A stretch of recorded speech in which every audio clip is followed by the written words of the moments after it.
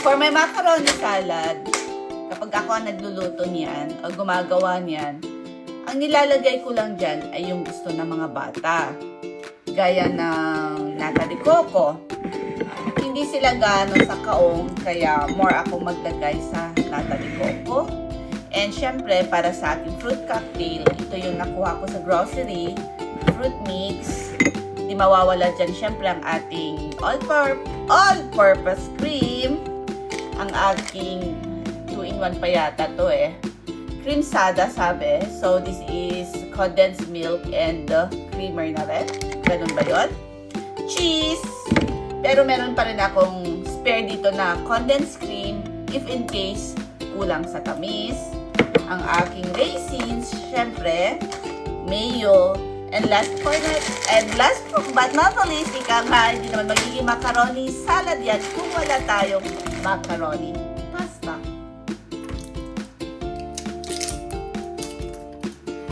Ayun, natapon tuloy.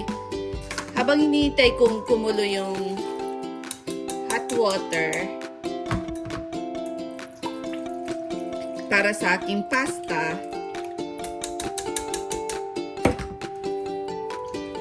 drain na natin ang mga ito.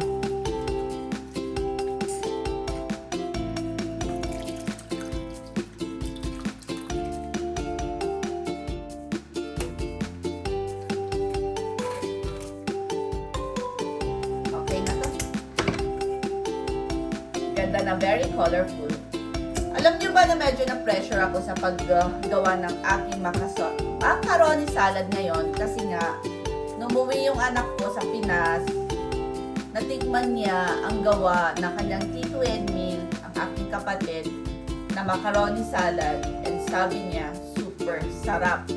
Hindi ko man napantayan yung sarap na yon, pero sana kahit konting kurot o konting dikit man lang sana sa lasang yon.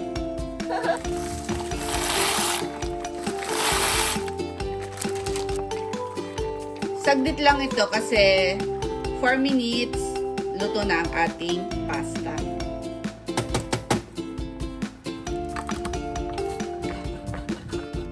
Prepare na rin natin ito habang hinihintay natin ang ating pasta.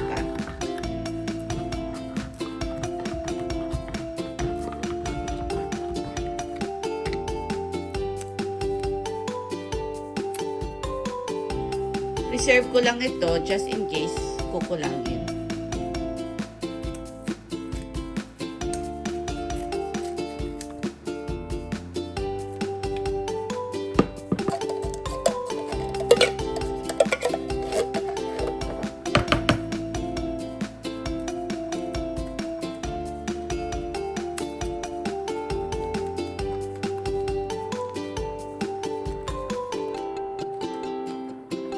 Konti lang to, saka na tayo magdagdag mamaya.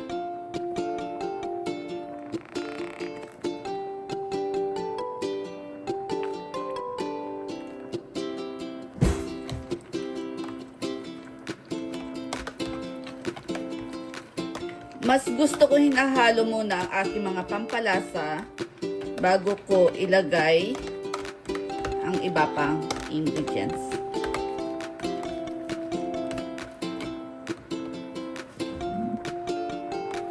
Tikman kung okay ang tamis. Wow. Kulang. Wow, kulang.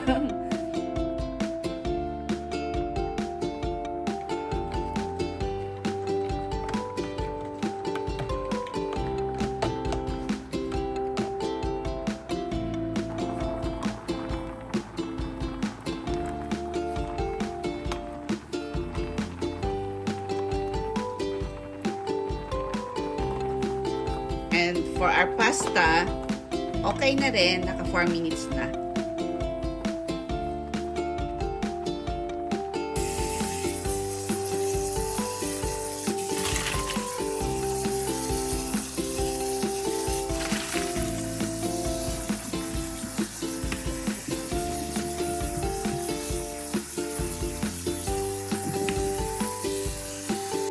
Wala nang patumpik-tumpik pa. pa. Mix na natin ang ating mga ingredients.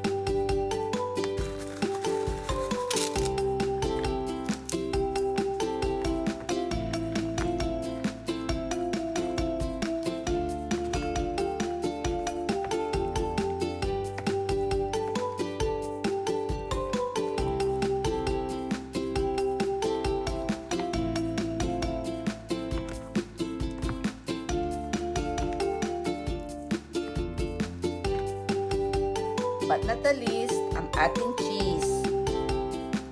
Siyang magbabalance sa tamis ng ating macaroni salad. Maghiwa-hiwalay din yan.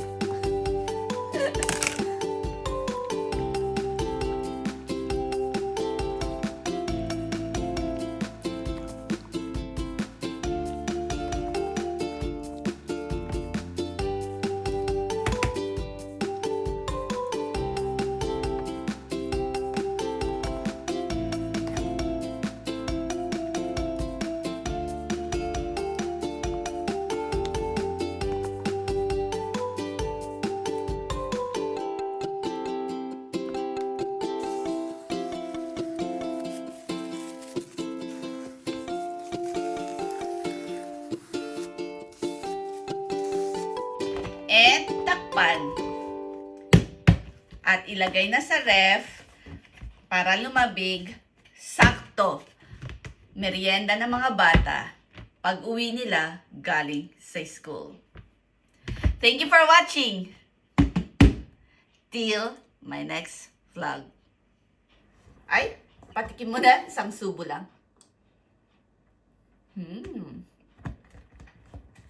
Sarap.